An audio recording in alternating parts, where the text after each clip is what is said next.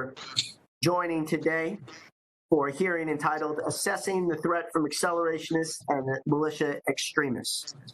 This hearing will look at a range of violent anti-government actors, movements, and organizations, highlighting recent threats from militia extremists and accelerationists, including the Boogaloo movement, who seek to accelerate society towards violent collapse. Let me also just say this, saying about politics today. All right. If there's something happening on the left, it's happening on the left. There's something happening on the right. If there's something happening anywhere on the political spectrum that involves violence, upending society, threatening institutions, we got to look at it. And that's what we're doing today. So it is incredibly irrelevant to me which groups we look at, so long as we are looking at the principal ones that threaten people's lives. Some of these extremist movements stem from ideologies that are decades old. Others are relatively new. These threats range from decentralized and leaderless accelerationist networks to more structured militia groups. Anti-government extremism is one of the common threads, but we often see overlap with anti-immigrant, anti-Semitic, anti-Black, anti-Muslim ideologies, bringing these extremists into common cause with others who are extremist in nature. Together, we have a collective opportunity to discuss the current threat landscape from these movements so we can develop an understanding of how they flourished in our communities and in online spaces. We have seen horrific acts of violence recently. In April, a man in Texas was arrested after streaming himself on Facebook Live, searching for a law enforcement officer to ambush. In May and June, a man in California shot and killed a Department of Homeland Security Federal Protective Service officer and wounded one more, and then went on to kill a Santa Cruz County Sheriff's deputy officer before being arrested. He wrote the word "boog" in blood after carrying out the second murder. In May, 3 men were arrested by the FBI in Nevada while reportedly on their way to inflict violence at a Black Lives Matter protest in Las Vegas. June, a man in Oklahoma arrested, found in possession of illegally modified machine guns, grenades, Molotov cocktails, all of whom appear to be connected to the Boogaloo movement. The list goes on and on and on. So it is important today that we don't lose sight of the ways in which accelerationist movements like Boogaloo intersect and are popular with other extremist groups. The Base, Atomwaffen come to mind, two groups that we have looked at, particularly during our discussions. We're going to be asking some really critical questions today. Principally, though, number one is, what the hell do we do about this? What does law enforcement do? What does the federal government do? What can and should social media do?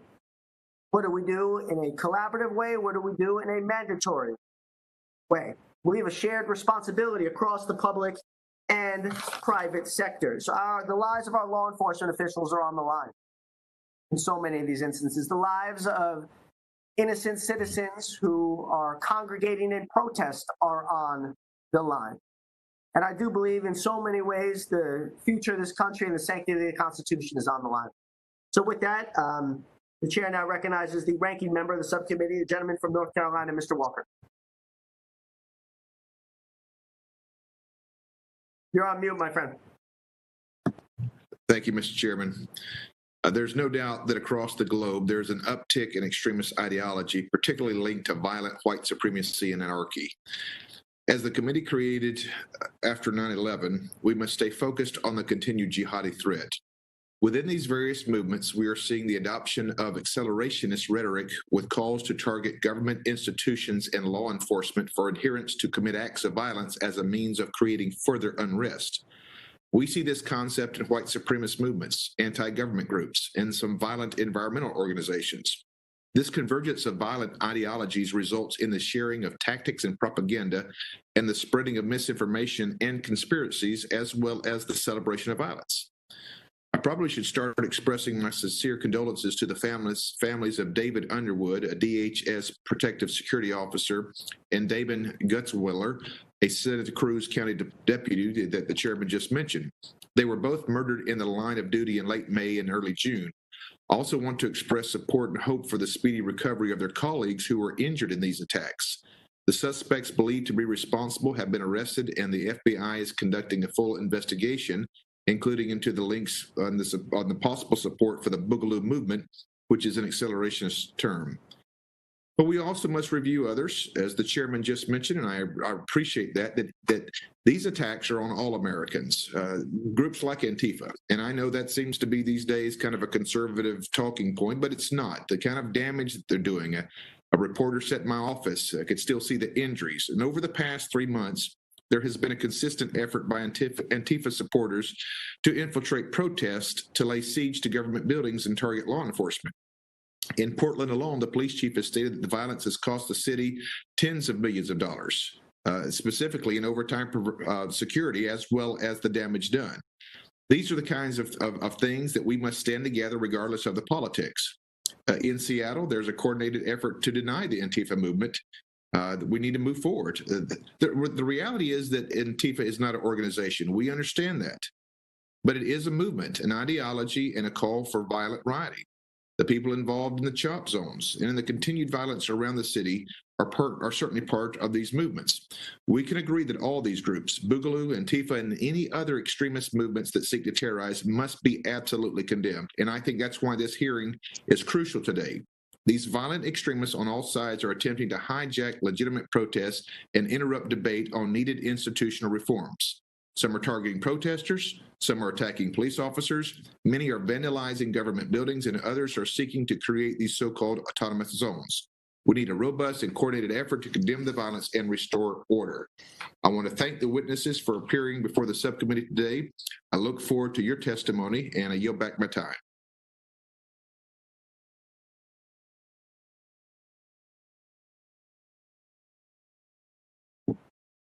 I thank the ranking member. Members are reminded the subcommittee will operate according to the guidelines laid out by Chairman Thompson and Ranking Member Rogers in the July 8th colloquy. The chair now recognizes the chairman of the full committee, the gentleman from Mississippi, Mr. Thompson, for an opening statement.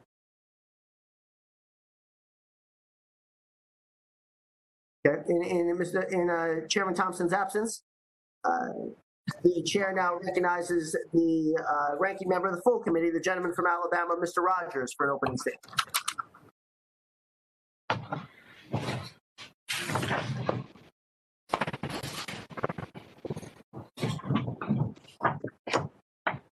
Okay. Oh, there's Chairman Thompson. Chairman Thompson, if you so like, we'll now recognize you for an opening statement. Thank you very much, Chairman Rose. I thank you for convening this timely hearing today and for your leadership on these issues. This committee is known for following the threats wherever they may lead. Today, that brings us here.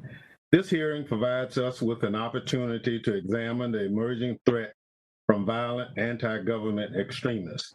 I believe today's hearing is the first congressional hearing to focus specifically on the emerging threat from the accelerationists, and I applaud Chairman Rose for examining this issue.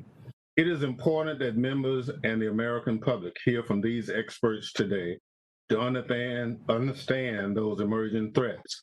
Recent attacks and arrests have showcased the threat from individuals affiliated with the Boogaloo movement. This loose coalition of extremists present an immediate danger to law enforcement and American people. As our experts have shared in their written testimony, this movement is complex and requires a nuanced understanding. The Boogaloo network as a whole appears to be largely anti-government, constantly changing and drawing followers from the fringes of many different extremist ideologies. The common thread is the desire to accelerate society toward a second civil war. That means that many of them are driven to commit violence. It is imperative that the Department of Homeland Security and other federal agencies immediately devote resources toward understanding and confronting these emerging threats. I understand that this is a difficult issue, but it's not acceptable for DHS to remain in the dark. Law enforcement officials remain a top target of these individuals and extremists, which means that it's even more urgent for DHS to produce and disseminate information to state and local law enforcement so they can stay ahead of the threat. Federal resources and attention must be appropriately allocated. We need to follow the threat. We shouldn't be swayed by political winds. It goes without saying that property damage and any and all violence linked to Antifa should be condemned. But public reporting, arrest records, the government's own reporting all indicate that right-wing extremists pose a more urgent and lethal threat to Americans. We will hear today from those experts about the actual deadly threats facing Americans. I look forward to the discussion on how the violent fringes of these movements have utilized online platforms to their advantage. This has been a major concern of mine over the last Congress, and one of the reasons I introduced H.R. 4782, the National Commission on Online Platforms and Homeland Security Act. The commission would seek to understand how bad actors, including extremists, exploit online platforms in furtherance of violence. This bipartisan piece of legislation was voted out of this committee in October 2019 and awaits actions from our colleagues in the Energy and Commerce Committee. This committee will continue to shed light on how social media platforms are exploited and also hold the companies accountable when they fail to enforce the policies they have set forth to combat extremists. I appreciate the witnesses joining us today, and again, thank Chairman Rose for convening this hearing, and I yield back. Thank you, Mr. Chairman. I now welcome our panels of extraordinary and esteemed witnesses. Our first witness is J.J. McNabb, a fellow at the Program on Extremism at the George Washington University. Ms. McNabb is one of the foremost experts on anti-government extremism and militia groups in the whole country. Our second witness is Dr. Heidi Beirich, co-founder and executive vice president of the Global Project Against Hate and Extremism. Dr. Beirich has more than 2 decades of experience studying and fighting extremism, including leading the Southern Poverty Law Center's Intelligence Project. Our third and final witness is Jack Donahue, a fellow at the Miller Center for Community Protection and Resiliency at Rutgers University. Mr. Donahue is the former chief of strategic initiatives at the New York City Police Department, brings to this discussion a breadth of experience from his time as a leader in NYPD. Mr. Donahue, thank you for, as well, your extraordinary service to New York City with the Men in Blue, the greatest police department, not only in the history of the country, but I believe in the history of the world. So thank you for your extraordinary service to this country and the great city. Without objection, the witness's full statements will be inserted in the record. I now ask each witness to summarize his or her statement for 5 minutes, beginning with Ms. McNabb. Thank you. Chairman Rose, Ranking Member Walker, and the distinguished members of the subcommittee, thank you for giving me the opportunity to testify today. I'm a research fellow at George Washington University's Program on Extremism, but the remarks and opinions I'm going to express are my own. I'm here to talk about the militant segment of the anti-government extremist movement, people who want to change or topple the country by force or threat of force. Like any large movement, this group goes through cycles, and in the months following the 2016 election, alt-right and white supremacy groups experienced a meteoric rise, and militant extremists either joined these movements or went relatively quiet. In general, they approve of the current administration, and so their anti-government rage abated for a time. However, renewed conversations about gun control laws, stress from the COVID-19 pandemic, the mainstreaming of deep state and anti-vaccine conspiracy theories, high unemployment rates, civil unrest in major U.S. cities, and the extreme divisiveness plaguing the upcoming election have triggered a recent rebirth in the militant groups. The movement is not monolithic. For example, the Oath Keepers, whose membership include police officers, active duty military, and military veterans, has shifted from armed standoffs with federal agents to providing armed support to small businesses violating stay-at-home pandemic orders, and organizing armed guards to protect neighborhoods from leftist violence. The Three Percenters organization is a hybrid between a private paramilitary militia network and a gun club.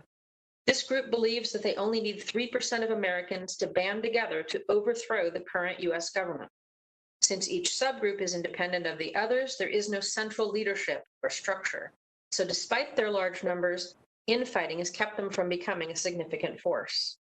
The private paramilitary militias are a much smaller segment of the overall movement. Scattered throughout the country, these groups engage in armed training, have a relatively organized structure within each local chapter, and even though many states prohibit their activities, they operate with impunity. The newest segment, as people have mentioned, is the Boogaloo movement. The idea of a second American Revolution where armed patriots rise up and overthrow a tyrannical government has been the dream of militant extremists for decades. Most have called it the Second American Revolution, but denizens of the weapons boards on 4chan and Reddit renamed it the Boogaloo, which later turned into Big Luau and Big Igloo. Supporters started wearing Hawaiian shirts under their body armor and weapons, and the look went viral. Other militants started copying the shirts, patches, and jargon. For most, it was just an in-joke, a tribal aesthetic that separated those who were in the know from those who weren't. Most Boogaloo members are libertarian anarchists who hate cops. The goal is to hasten the collapse of the government through attacks on police. These are the major players. How they react to current events and to each other raises many red flags. For example, I am worried that any attempt to pass gun control legislation could trigger one or more significant violent events. This could include red flag laws, bans of certain types of rifles, or any legislation that is viewed as a foot in the door leading to gun confiscation. Another potential issue is the COVID-19 pandemic, which is placing significant stress on extremist groups. If states return to lockdown status, I am concerned that individuals and small groups will lash out violently against government, law enforcement, medical professionals, essential workers, contact tracers, and medical infrastructure. Some militants, driven by conspiracy theories, have already turned to armed resistance at reopen rallies and have taken up guns to protect business owners who want to violate stay-at-home orders. Michigan has been one hotspot for such activity, and in May, the state had to cancel a legislative session because of the armed threat.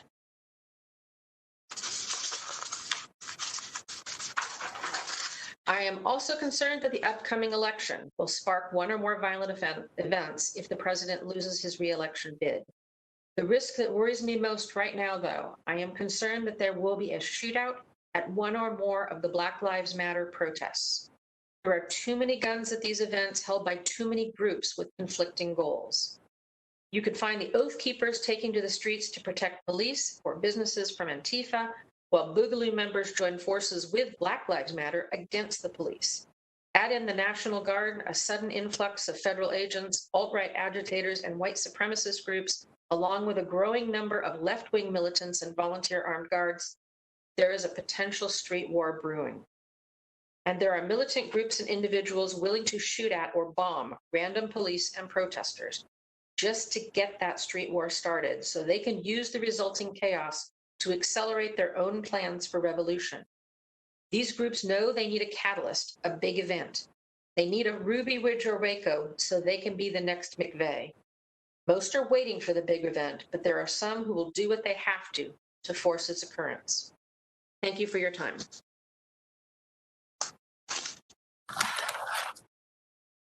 Thank you for your testimony, ma'am.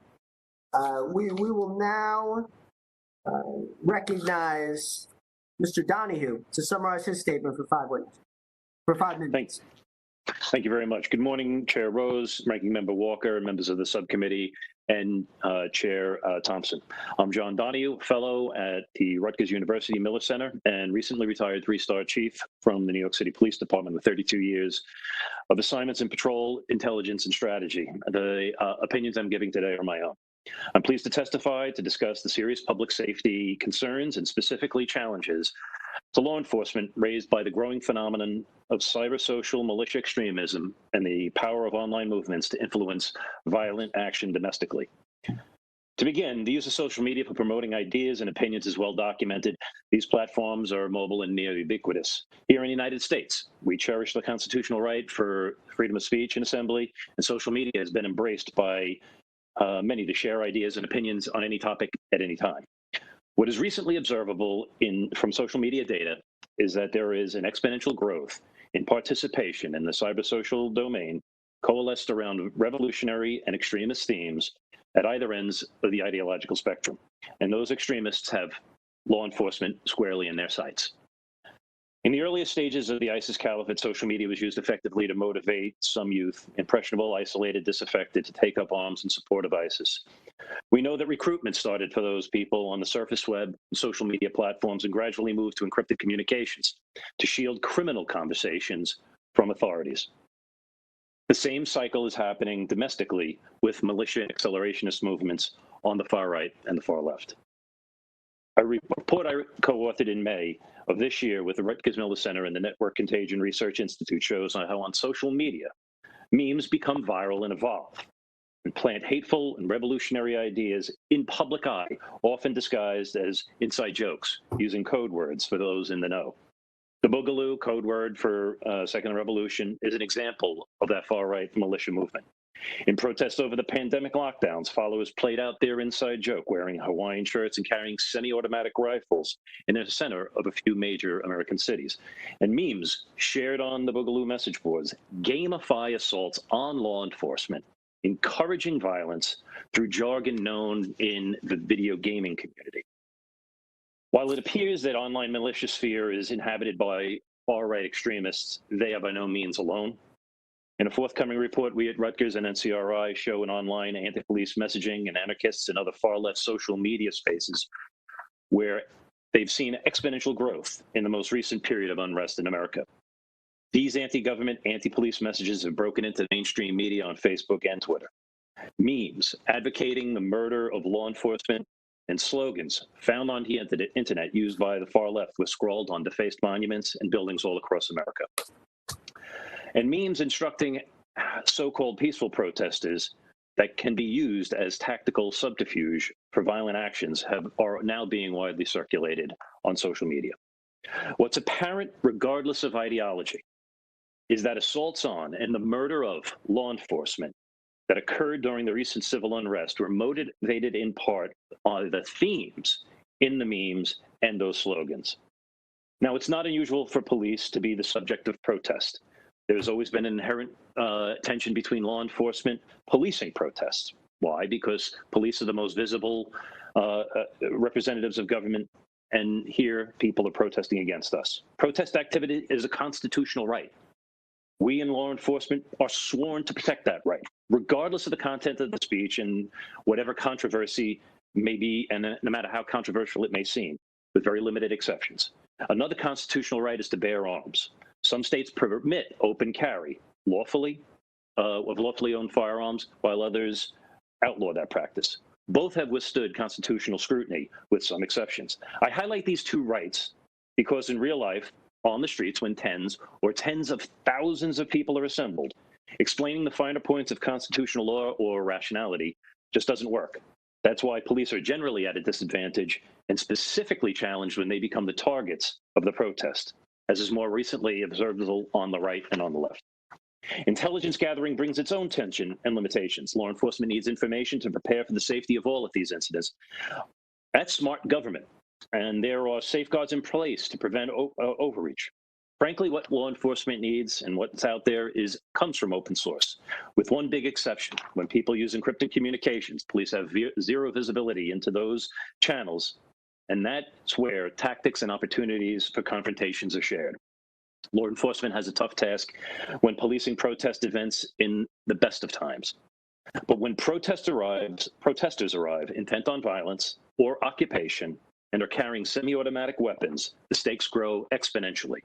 Accelerationists and militia members know this and seize upon opportunities to amplify their message through direct confrontation with police. And what can be done? Despite social media efforts to minimize the availability of extremist messages, they persist. And to be certain, social media companies are not in a position to identify those who will mobilize to violence. Law enforcement must remain vigilant and identify before they act, but the time frame may be remarkably short. While law enforcement is the last line of defense against extremists who mobilize to violence, it may be their own lives that they save because they've become the ultimate target. The outcomes of militia and revolutionary extremist online movements are not predictable. The time for acknowledging it and this phenomenon and rapidly working to preserve civil society is upon us, and I thank you for having this here. Thank you for your testimony. I now recognize Dr. Byrick to summarize her statement for 5 minutes. Chairman Rose, Ranking Member Walker, and esteemed members of the subcommittee, thank you very much for inviting me to testify today. It's a great honor. My name is Heidi Byrick. I'm the co-founder of the newly established Global Project Against Hate and Extremism, and I've been researching hate groups and extremists for more than 20 years. Today's hearing topic is of the utmost importance.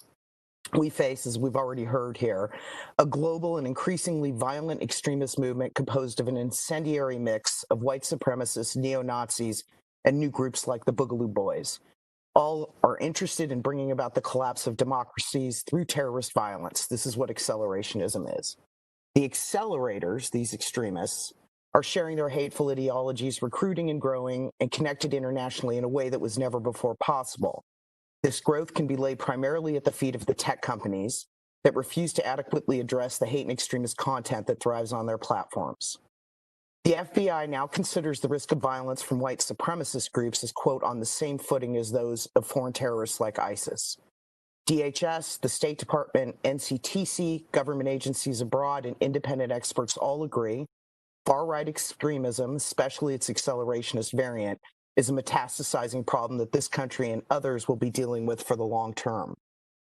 The tragedies in Pittsburgh, El Paso, and Christchurch, New Zealand, are testaments to the devastation terrorists inspired by these movements have wrought.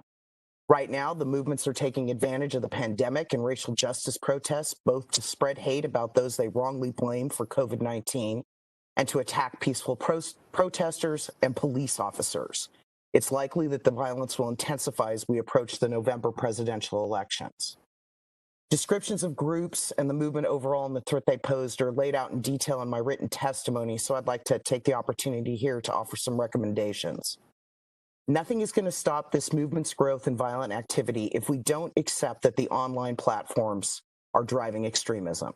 Much as Hitler used what was then the new technology of the radio to unleash his genocidal views into German families' homes, extremists today do the same with the web.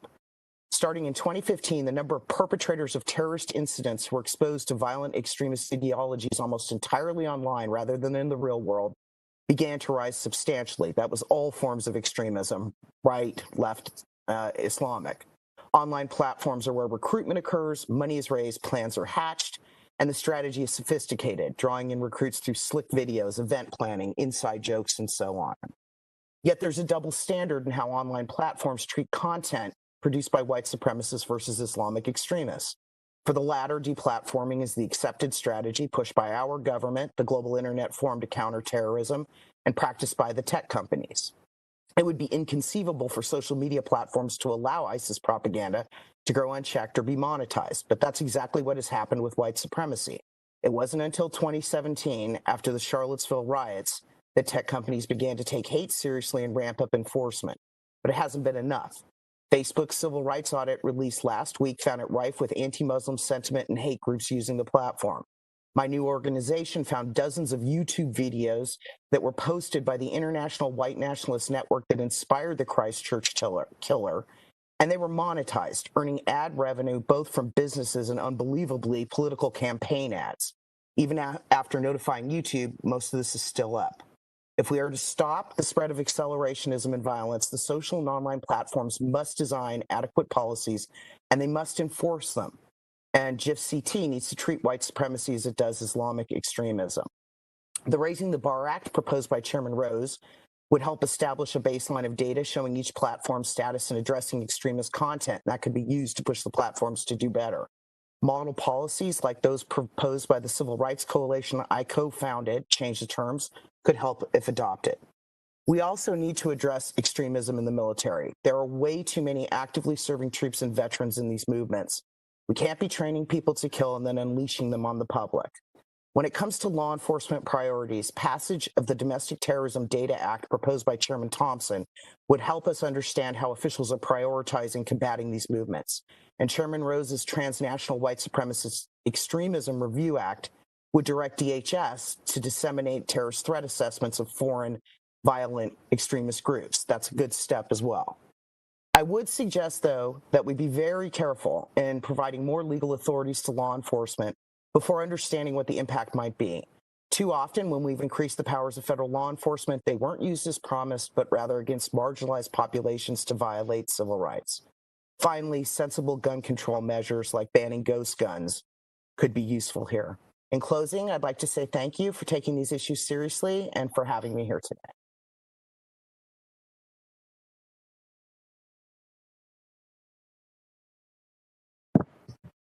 I thank all the witnesses for their extraordinary testimony. I'll remind the subcommittee members that they each have 5 minutes to question the panel. I now recognize myself for questions. So I want to try to move away all the noise and get a sense from you. Where do you measure this threat against jihadist fundamentalism right now? And where do you see, what's the worst case scenario? Where do you see this potentially going if we do not act? Mr. Donahue, let's start with you. So clearly from my testimony, I raised the comparisons between a violent jihadi recruitment and the techniques that were used to motivate people to violence. And that is certainly true here. And what we've seen is the motivation to violence can happen in any moment. What the concern that we have is that violence and triggering the events that have happened across the United States, and as Heidi had mentioned before, even in Christchurch, go to show that the power of what is happening online and the power of the messages are so virulent that they make sense to certain people. And that is where we need to have the ability to have visibility into those networks and the people who are motivated to violence. Dr. Byrick? Yeah, my biggest concerns are essentially twofold. One, what JJ described, which is this kind of incendiary situation that you find at the recent protests where she rightly said people are heavily armed, easily triggered, and we've already seen police officers shot dead and plots against protesters has happened in Las Vegas. But mass casualty attacks, like we saw in El Paso and Pittsburgh and Poway, and the list could go on, and this is an international problem, is what I'm most concerned about. The white supremacists who have come to believe that they need to use terrorism, violence, to bring down systems of government, multicultural democracies basically, to stop a white genocide. That has motivated most of the big mass casualty attacks, and that motivation is not going to go away because demographics are shifting in much of the Western world, and that's what they view as a threat. And if we don't intercept how this propaganda is spread on mainstream platforms where it allows for recruiting, I'm just afraid that the next Christchurch could be around the corner anywhere, here or abroad. Thank you. Ms. McNabb? I think we're facing an uphill battle here. You've got social media platforms where people can basically post propaganda. They recruit. They're actively recruiting younger male members. But then from that point on, they move into private groups, and then from there they move into places like Discord, and from there they cherry pick who they think are serious actors, and they move into someplace like Signal. Trying to police this, I think, would be impossible. If you got rid of the bigger groups, the bigger propaganda things on Facebook, you'd put a dent in it. I don't think there's a large risk of these groups ever coming together and forming a kind of a private army, but I am very concerned of small cell terrorism. I think, as I put in my earlier testimony, that protesters are at risk, police officers are at risk, and possibly infrastructure. I know that in Las Vegas, one of their plots was to take down the power grid during a protest, so that they could then fire on protesters, bomb protesters, and the chaos would be horrible because it would be pitch dark. So I think there's mass casualty is an issue. I don't think it's going to be large scale. I don't think it'll be coordinated too much in different cities, but I think the possibility for someone to have learned, for example, from the Las Vegas shooter, getting up high and shooting down into a crowd, is a very big concern. Thank you. Mr. Walker, you're up, my friend.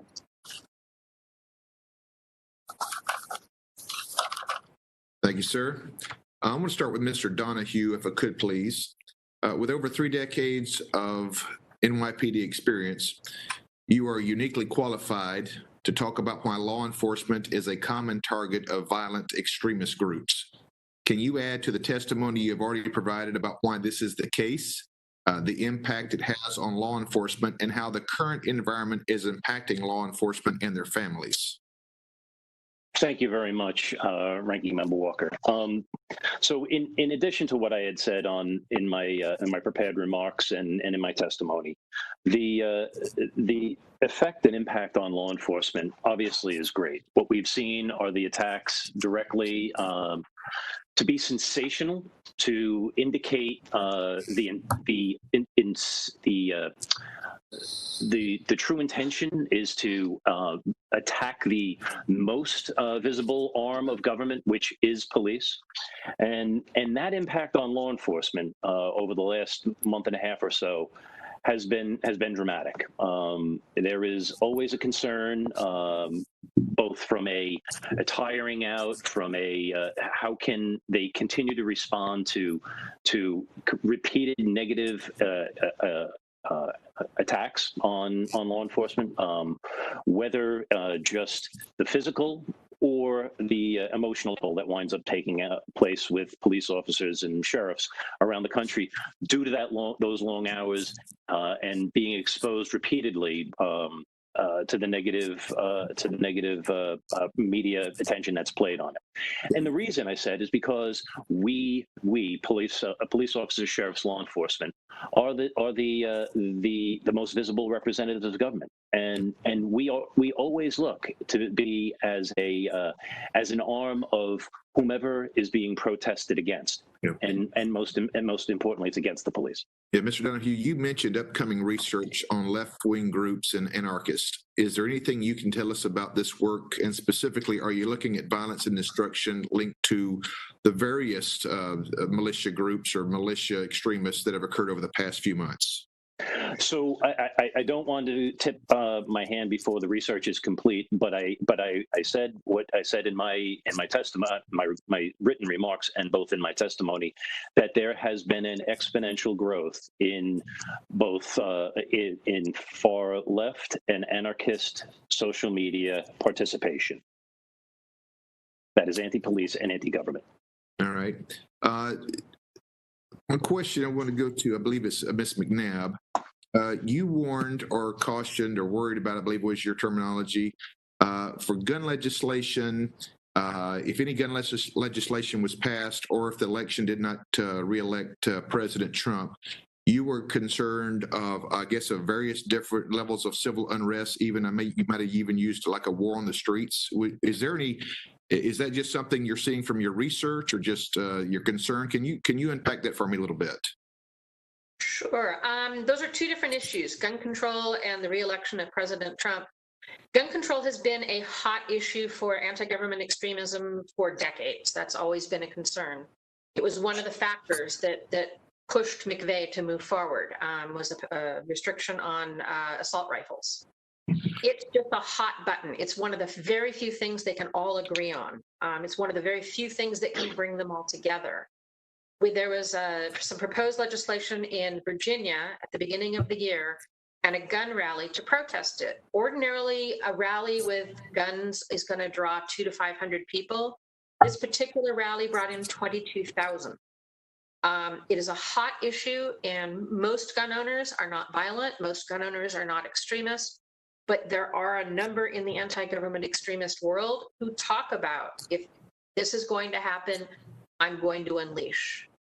The election of President Trump is a second issue. A lot of these guys have been very pleased with Trump. They support him. You can see the MAGA hats and the Trump signs, and they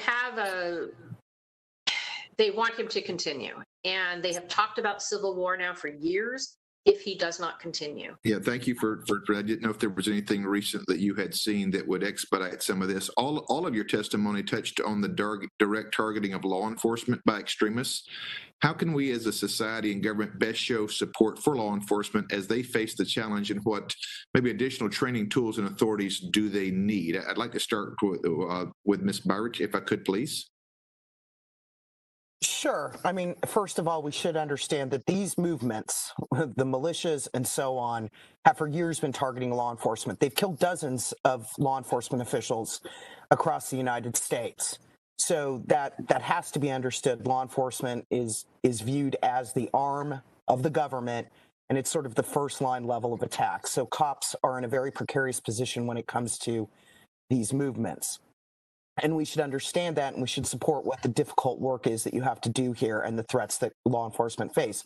After all, 2 law enforcement officers were killed out in California recently during the racial justice protests and targeted by these Boogaloo Boy folks.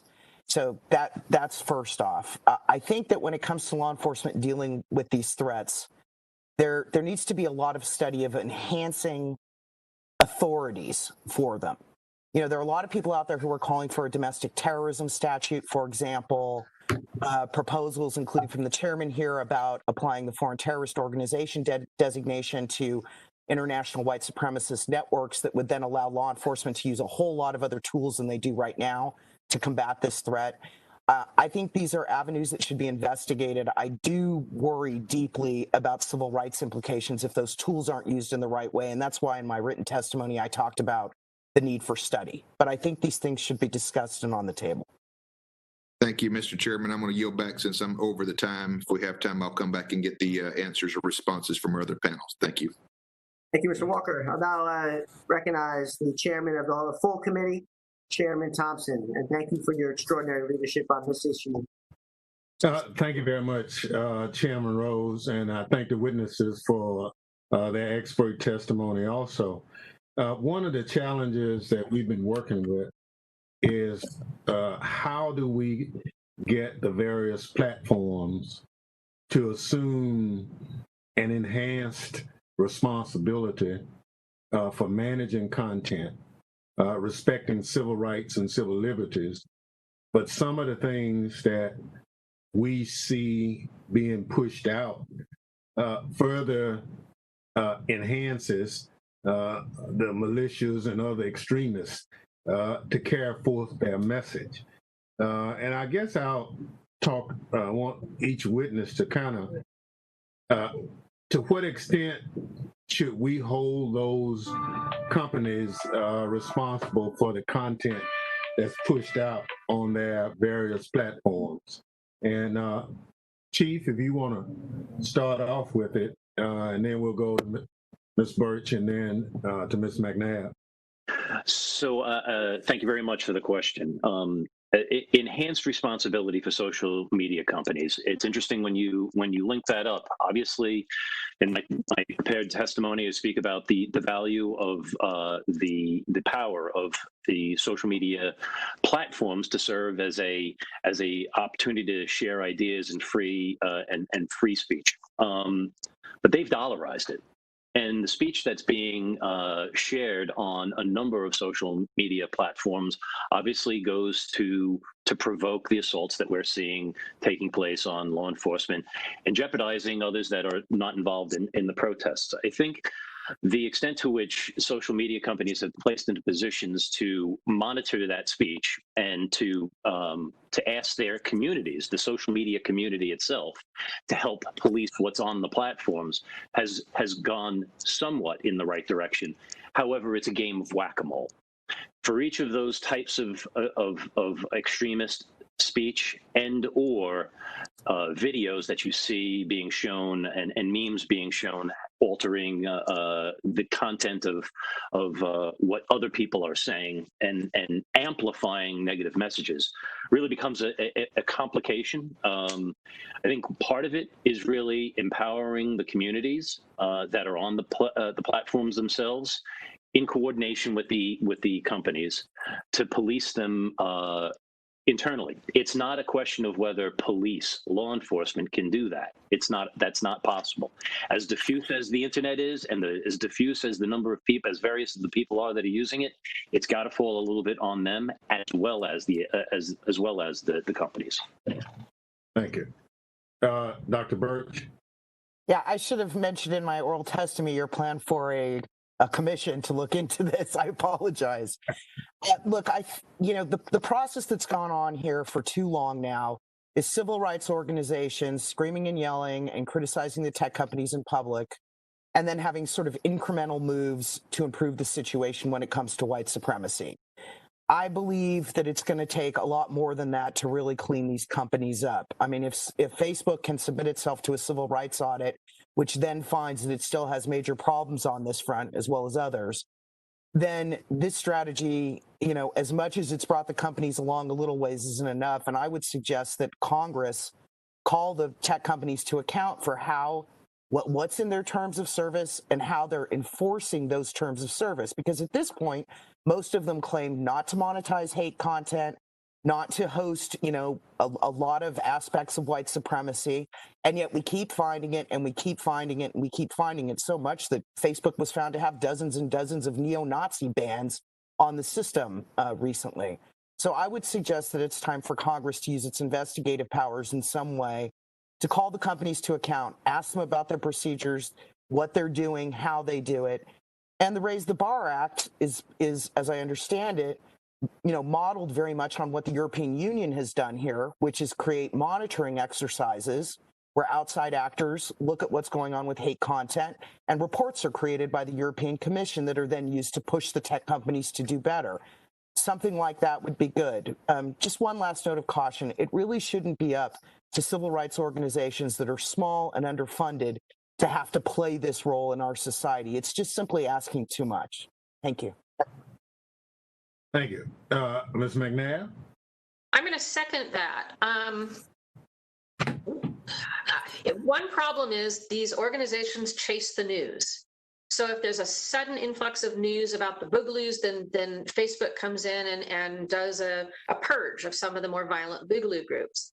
The problem is the news doesn't often know what's going on in private groups, in direct messages, and even some of the public pages. I spent a lot of time developing contacts in this world so that I can get into their private groups. What they post is shockingly bad, but it's because the news is not in these private groups, they don't report it, so Facebook just lets it fester. And I'm just using Facebook as an example. There are other social media groups, but when there's a violent event, the first place I go is Facebook to see who's responding, who's claiming credit, who's laughing about it, who's saying, oh, they did that wrong, we can do better, let's get the kill rate up. I'm going to go to Facebook first and foremost. The Boogaloo movement, for example, isn't really a movement. It's a dress code. It's a way of talking. It's jargon. The people who belong to it came from other extremist groups, usually on Facebook. They might have been militia. They might have been, a white supremacy that they picked it up somewhere and donned that Hawaiian shirt, and yet they're treated as a separate movement. And the problem is you're ignoring the underlying areas that they came from. Oath Keepers has a page with 551,000 followers. They say some pretty violent things in the comments. I can report those to Facebook, and I've never had one deleted. I've had, death threats on Facebook that were quite explicit. Again, I can report them and nothing happens. Unless there's a lot of attention paid to the social media company, they don't really have any incentive to do anything at all. So it's not really up to civil rights groups or even the news to be able to monitor all of these things. So there has to be some external group, some committee, something that can provide a counter voice and to keep an eye on it. Well, we are looking at that. Chairman Rose has kind of taken the leadership on this. It's real concerning on our part because, as you said, Chief Donahue and others, as long as I'm making money off this product, it's hard to pull back. Chairman Rose, if you remember, we asked a simple question about how much of your revenue stream is devoted to managing content. It was almost like, I don't believe you asked that question. It's like, and all we're trying to do is, if you're serious about it, then you speak with your resources. And so I think without having government come in and just run a private business, I think we have an obligation to the public to make sure that these companies just can't monetize hate and other things and claim free speech as the reason they're not doing anything. So thank you very much, Mr. Chairman. You've been gracious with your time, and I yield back. Mr. Chairman, thank you very much. We'll now recognize Ms. Slotkin from Michigan.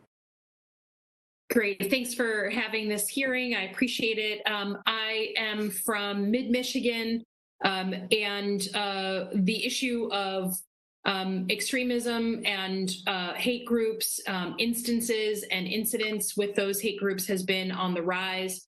And just very recently, from the coronavirus lockdown, we've had significant repeated protests in my district in Lansing, Michigan, protesting on sort of all sides, both the protesting the lockdown that our governor has put in place, but also protesting in response to the killing of George Floyd. And we've seen a fourfold increase in the state of Michigan in the past year and a half in instances of hate, whether it's graffiti, violence, et cetera, et cetera.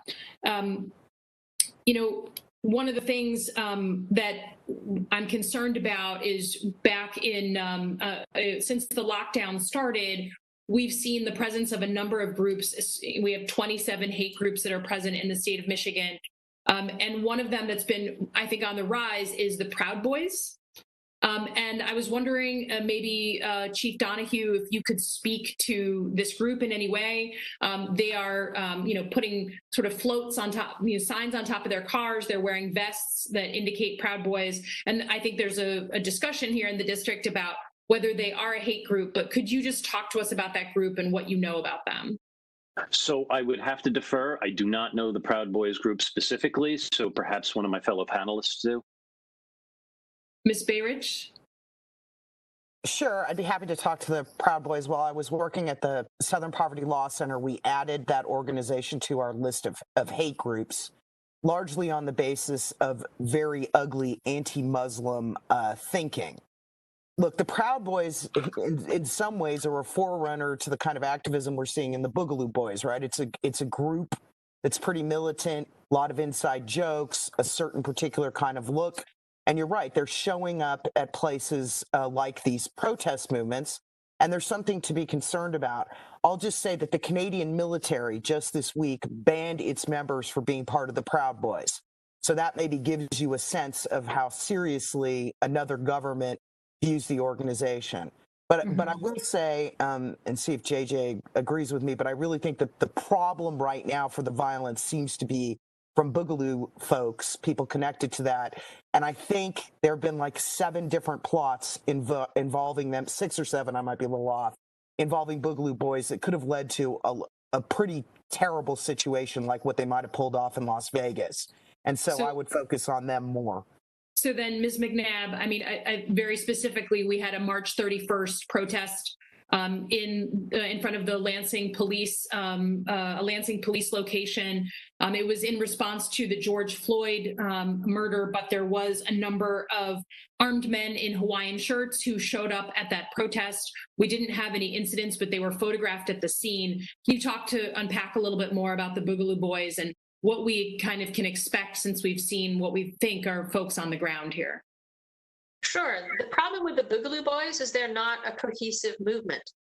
You can have Boogaloo Boys that are white supremacists and want to harm the George Floyd protesters. You can also have Boogaloo Boys, and this is actually the larger group, that are anti-police, not racist, and they are siding with the protesters for the George Floyd protests.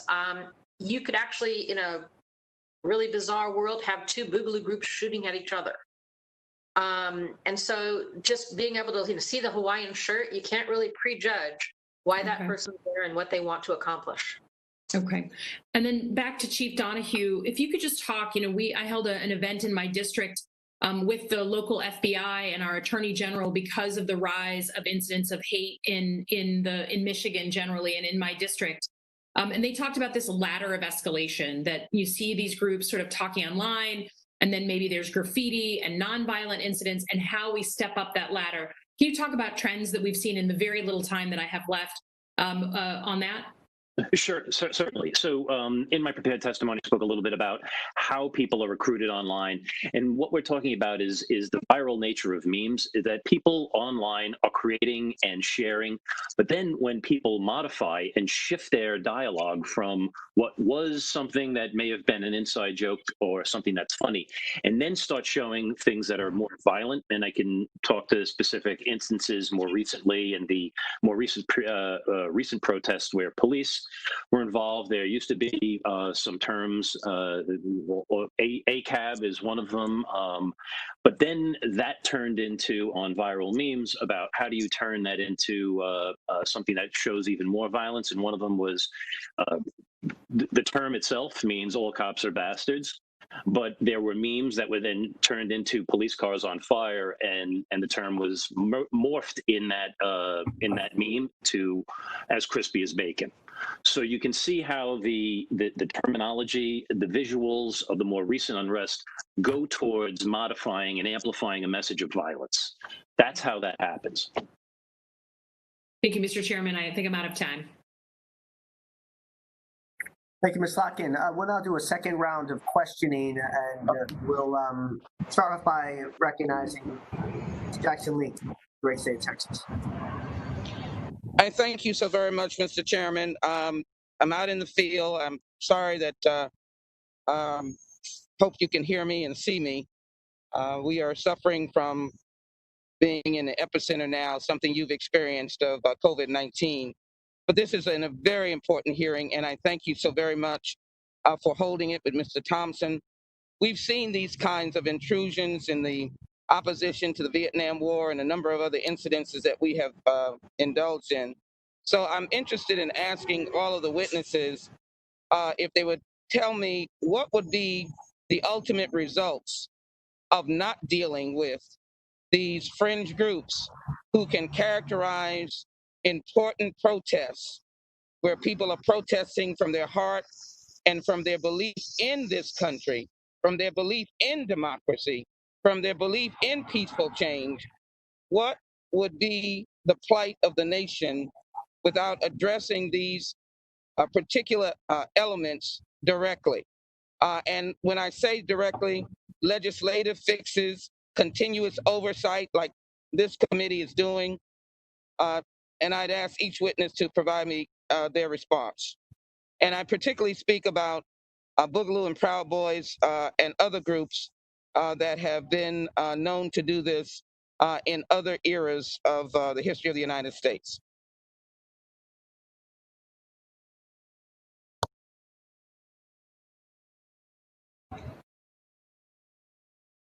We'll start with you. Certainly. The end result is we all believe in the constitutional democracy in our republic, and the ability to protest with righteous rage is important. But this is petitioning the government. What we're seeing and I believe my fellow panelists have been very candid in saying that what we're seeing is violence that is coming out of peaceful protests or being usurped at peaceful protests where people are petitioning the government for the right types of change and for accelerationist purposes. That is what you can't have a fine discussion, as I said before, about your constitutional rights when there's tens of thousands of people protesting, but we need to have that ability preserved. But civility is the thing that we need to have at protests. And that's lacking in many instances when we have accelerationists show up with guns, intent on violence, and intent on occupation, whereas the righteous rage that is shown so that we can have change in government where it's appropriate, as opposed to violent revolution, is what we're talking about. And that's where police become, kind of straight in the headlines. We need to learn from our past. We need to learn from our mistakes. We need to move beyond that. There is a path forward, but it is not through violent insurrection. Ms. Barrick, hello? Yes, thank you. Dr. Barrett. Yes. If we don't do something to address the spread of this material online, the rise of these movements, whether that's with law enforcement, enhancements, research, oversight, et cetera, I think that what we're facing is essentially more mass terrorist attacks like we saw in El Paso at the Walmart, not just here in the United States, but probably in other countries because white supremacy is flourishing abroad. We're going to see a more rise in hate crimes, much like we've seen during this pandemic, as hate speech has been flown against Asians and Jews in relationship to COVID-19, and the number of attacks on these populations has risen. We're going to see more terrorists taking advantage of current conditions, whether that is directly targeting protesters, which has already happened. Also, cops have been killed by members of these extremist movements. But there are other scary things happening, like neo-Nazis from groups like the Base or Atomwaffen who claim that they're going to use people who are infected with COVID to infect others. I mean, this is a really scary thing. There's a huge amount of people, unfortunately, who do not accept multiracial, multicultural democracies and don't like these systems and don't like our changing demographics, and they're willing to use violence to stop it. Mr. Donahue, thank you.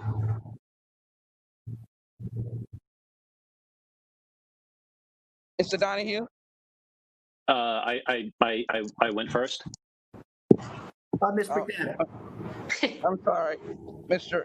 McBath? Not a problem. My biggest fear is that there will be acts of terrorism at active protest places that will put a damper on people willing to go there. It will make people afraid to actually go into the streets and protest. And that's terrible for our system of democracy. I'm also afraid that, as I mentioned in the oral testimony, that we're coming up on a street war. There are way too many guns at large protest events held by people with very differing views. And there's a lot of paranoia. Some people bring it as a defensive mechanism. Some people bring it as an aggressive one. And you never know who's who until the shooting starts. I am terrified that there's going to be a shootout at one or more of these events. And that too will put a damper on future protests. And that is a dreadful situation. It's very difficult to stop the flow of these groups. It's very difficult to stop them from speaking because they too have a voice. But there is no counter voice. There is, we shouldn't be waiting to see if a Homeland Security research memo is leaked before we know what the government's view is on these groups. I'd like to see some form of public papers put out talking about who the groups are, what they're dangerous, how they are dangerous, who they target. Right now, I just comb through the leaks as they come out looking for information. That should be public record. That should be public information. Thank you, Mr. Chairman. Just one quick question to Dr. Barrick very quickly. This has been important information. What I got from this is that domestic intelligence is important positively to inform us to be able to protect our citizens. Dr. Barrick, we've seen homeowners stand in front of their homes with guns, misinterpreting protesters. How deep should we begin to assess hate speech and attitudes legislatively? We did hate crimes bill many years ago. I think we need to modernize our perception of how we interact so that different groups are not demonized. I'm asking Dr. Barrett this question. Sure. Well, I mean, obviously, these people whose views I find repugnant have, First Amendment rights. But I do think, as I said earlier, that Congress has oversight responsibility to find out what the heck is going on in the social media world on this front. If companies are allowed to write their own terms of service, it seems to me that our government has a right to find out whether they're being enforced, how they're enacted, because we don't live in the same world where if somebody said terrible things about Black people or Jews or Muslims, that voice only carried to a few other people. Now, millions of people are potentially the target. And we know that young white males have been sucked into the ranks of these movements, some of them eventually committing mass violence because of the proliferation online. So that's where it's got to start. And somebody needs to pressure the companies, because for all the works of... Thank Thank you very much, Mr. Chairman, the ranking member, and the chairman of the full committee. I yield back. Thank you for this courtesy, and thank you for this hearing. It's very important. So thank you, Ms. Jackson-Lee, for your extraordinary leadership on this issue. We'll now recognize Mr. Walker for a second round of questions. Thank you, Mr. Rose, Chairman. This is still the panel. If we can have some quick responses here. In various ways, each of you highlight the importance of tracking extremist content and imminent violence on social media. I know that's something that's been important to the chairman as well. Mr. Donahue calls for the creation of a social media NORAD version of something. Can you further explain what type of access and authorities you think the government or individual law enforcement agencies should have to track certain social media posts? Do you think they have sufficient authority to do this now? We'll work left to right, no pun intended. Ms. McNabb, can we start with you?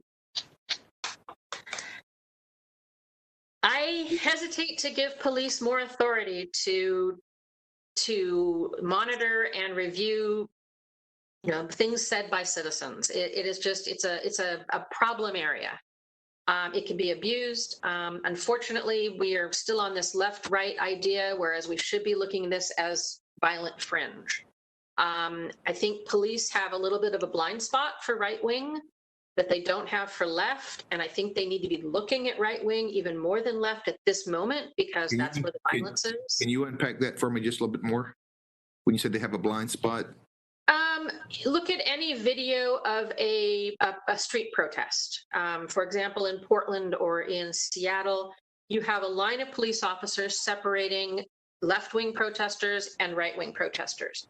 If you watch, the police officers have their back to heavily armed people standing behind them, and they're facing left-wing with the assumption that left-wing is what's going to harm them. Whereas the people standing behind them have some pretty rabid anti-police ideas as well. There's a number of police officers, for example, with 3% tattoos or wearing Oath Keepers patches. These are extremist groups.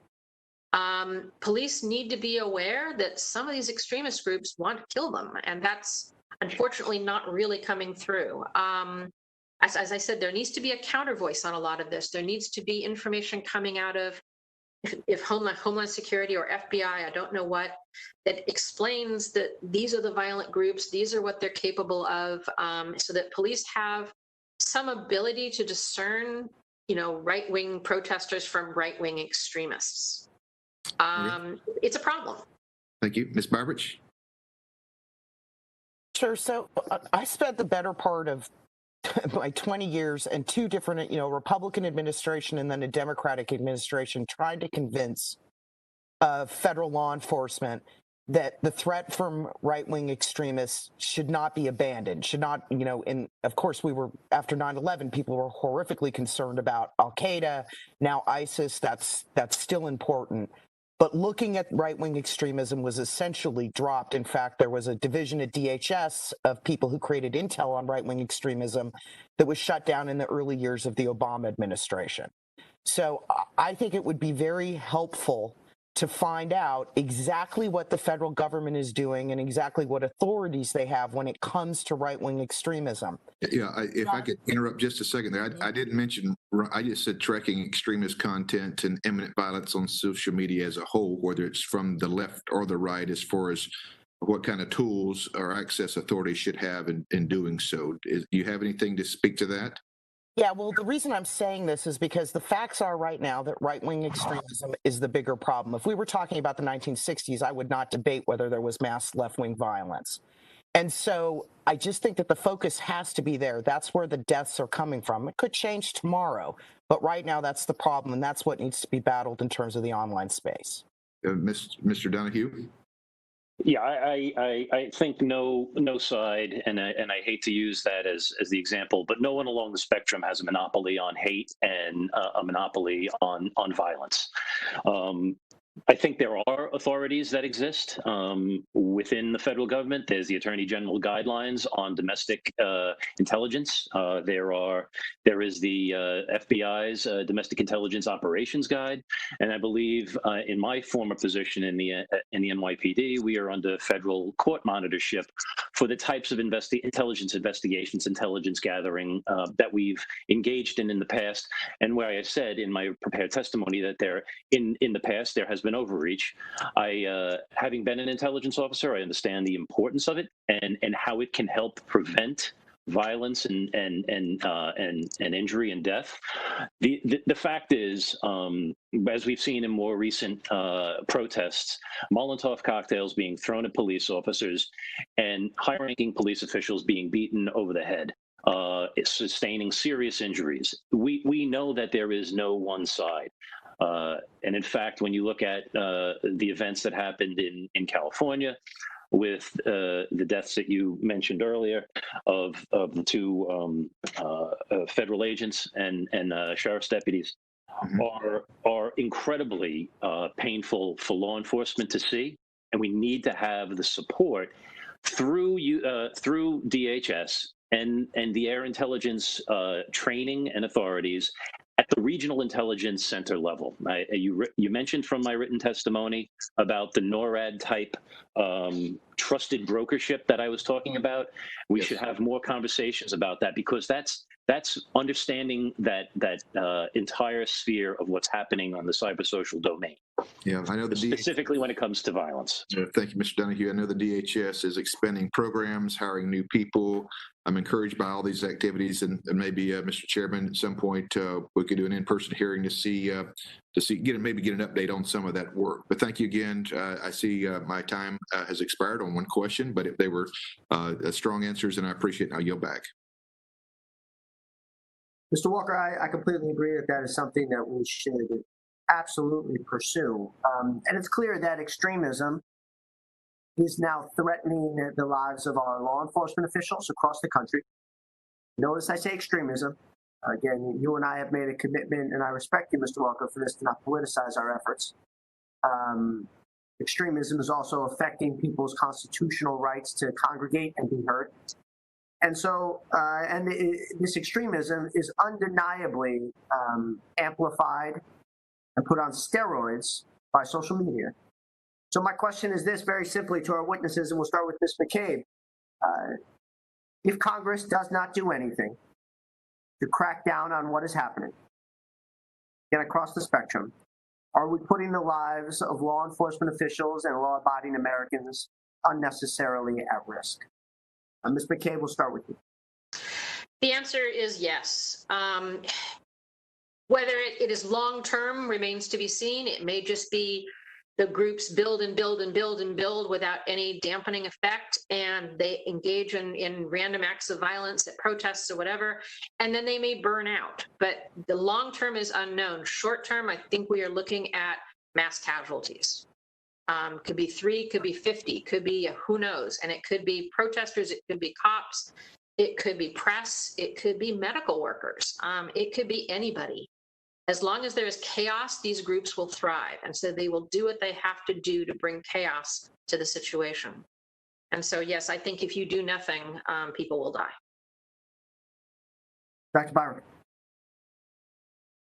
I agree with JJ. I think if you do nothing to try to stop the trends that are leading to all this proliferating, especially in the online space, we're going to have exactly what JJ described. Donahue. It's very clear that the tactics and the rhetoric is being turned up, and as I said in my prepared remarks, we're watching, and we need to acknowledge what this hearing is doing, that we need to preserve civil society, and I believe Congress needs to act. I think politicians often get lost in minutia.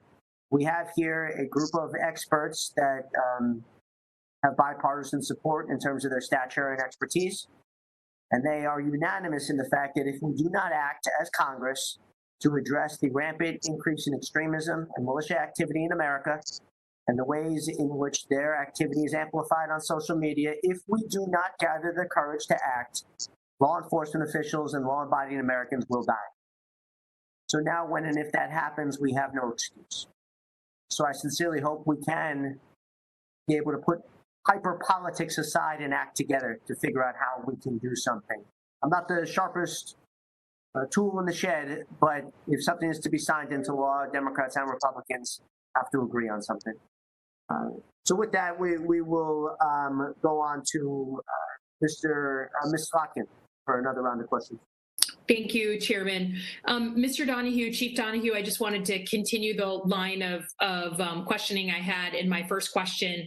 You, as a a high-ranking police officer, a chief for many, many years, this ladder of escalation. You talked about it on the internet, right? And how something goes from maybe an inside joke to more extreme on the internet, but for the people of mid-Michigan, can you talk about that ladder of escalation when it hops off the internet and starts to become vandalism, harassment, and then potentially violence? We know that some of these examples you all have talked about of Poway and these, that there's a ladder, there's a road that people travel before they perpetrate real violence, and for any extremist. And I was just hoping you could walk us through what that looks like, kind of in a TikTok way. I think it probably defies a logical order. The NIJ a couple of years back produced a report that identified the potential risk factors from radicalization to violent extremism, and it was written in the context of the experiences from the U.S., the UK, Canada. For people who were seeking to support violent extremism abroad, and I don't want to say that I'm a social scientist, or these are examples that other experts have weighed in on. But certainly among them, what you can see are people who have a desire for status or who want to belong, for people who desire action or adventure, for people that have serious grievances, that feel under threat and have an us versus them attitude. Those all are part of that toxic stew that can not necessarily, but may contribute to radicalization, to then violence, and where people, parents, community members of their faith, and potentially people on the online community can help support identifying those who are moving and moving from just mere radicalization of thoughts to motivation to extremism and violence. And as we've said before in our prepared testimony, that time frame, specifically with what happened at the Tree of Life Synagogue in Pittsburgh, that murderous rampage literally went from a web posting moments before entering, going in and conducting those murders, posted online, screw your optics, I'm going in, and then proceeded to. So the time frame from left of action to right of action is very, very short. And it requires observation from many. Great, thank you. Mr. Chairman, I yield back. Thank you, Ms. Slotkin. Now move on to Ms. Jackson Lee.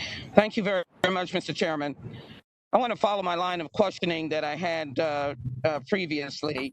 Dr. Barrack, I believe it is important for the government to have, as part of its actions, expanded resources, understanding to mitigate some of the intense dangers that have been evidenced in this hearing. I take, for example, what Mr. Donahue just said about the email or the social media right before the synagogue heinous killing. I also know that Black Lives Matter and the movement is a civil rights movement. It is a generational movement that has drawn the attention of the nation. 67% of the American public, not Black, not Latinx, not white, but all Americans understand Black Lives Matter. And so as we go into the election, social media lack of understanding, and lack of presence in the government looking at these accelerators can interfere with the election, can be dangerous for people going to vote in order to provoke something catastrophic. What is your response to the importance of the government using resources, understanding, and being able to know where these accelerants are as we move into this very difficult time and very important time in democracy? Well, I think that's a very important point you're making. The racial justice movements, the Black Lives Matter movement is a particular target of these organizations. Obviously, you know, if you're a white supremacist, you don't care for racial justice. And these are people who you want to stop from expressing their views and reforming American democracy in a positive direction. The government needs to be paying attention to this. The fusion centers, law enforcement investigative agencies, and so on need to be watching these movements very, very carefully, monitoring where they're getting into violence in the online space. They need to be working with academics and others who study these movements to keep on top of these trends. And I feel strongly that the government needs to bring some oversight to the online space to sort of pressure the companies to be better on this front. They claim to be taking this kind of material down, and yet it keeps popping up. So I think those are all very important things, and you're going to have to really be on it in the months leading up to the election. If you remember, in 2018, there were 4 terrorist attacks in a month, including the Tree of Life synagogue attack, in just a few weeks. And we could be facing something like this coming up as we approach November. Thank you. Ms. McNabb, Dr. Barrick is right in terms of the actions in 2018, which allows certain candidates to really take advantage of the divide that is going on or attempting to be going on in this country. The Second Amendment has been used as an instigator to divide people. No one has challenged the Second Amendment, in my knowledge, in the United States Congress since I've served, meaning to amend the Constitution. Ms. McNabb, what role does guns have and the provoking of the Second Amendment, along with the potential of hate speech, have in potentially impacting the elections as we going forward? A question again to you, how important it is for the government resources and understanding to be played into this, as well as a real response to gun safety laws that have been promoted. Ms. McNabb? My apologies, but I have lost my connection for about the last 5 minutes, and I'm just logging back in. What role would guns play in the approaching elections with accelerists, the provoking of the Second Amendment, meaning using the Second Amendment as an excuse against people who really want just gun safety? All of these issues provoking provoking what we would want to be peaceful elections in 2020, but accelerists would use these components to disrupt elections. What I said before is there were terrorist acts during the 2018 election, obviously skewing people to believe you needed a gun-toting advocate, law and order to win, as opposed to someone who wants to bring the nation together. But what does that do in adding to the accelerist approach to disrupting peaceful demonstrations? Guns bring power, power that an ordinary person would not otherwise have. And some people are abusing that power. They're using guns to intimidate. And in the worst case scenario, they will use their guns to kill. It is not just guns. The Boogaloos who were arrested from Las Vegas were also brought an accelerant. They were planning on bombing people. Another recent arrest was a car bomb. Another one was a man who wanted to blow up a hospital with a car bomb. So it's not just guns. It's just guns are visible and they're very intimidating. If anything is going to cause protesters to be afraid to go out, it's the presence of a large armed group. So, Mr. Chairman, thank you very much for that testimony. Mr. Chairman, I think it's clear that this hearing is vital for actions that should be taken, in particular, dealing with the actions by the government. They can't sit idly by. They can't be leaning and giving indication of one group over the other, and particularly groups like Boogaloo and Proud Boys over peaceful protesters. And then indicated we wanted to try and have a town hall meeting of sorts, dealing with particularly the Jewish community. And I know that we're in COVID-19, but I look forward to moving on some of these issues, particularly before the November election. We have to make a very strong stand against these actions and these accelerants. So with that, Mr. Chairman, I yield back. Thank you, Ms. Jackson-Lee. It's clear that there's a massive intersection here between protecting our law enforcement officials, protecting the sincere rights of millions of people to be heard as they call for racial justice in this country, and protecting for the rights of our Constitution to be upheld. And that will definitely require real action on our part. So thank you. To have protecting all Americans. Thank you. I yield back. With that, I thank the witnesses for their valuable testimony and the members for their questions. The members of the subcommittee may have additional questions for the witnesses, and we ask that you respond expeditiously in writing to those questions. Without objection, the committee record shall be kept open for 10 days. Hearing no further business, the subcommittee stands adjourned.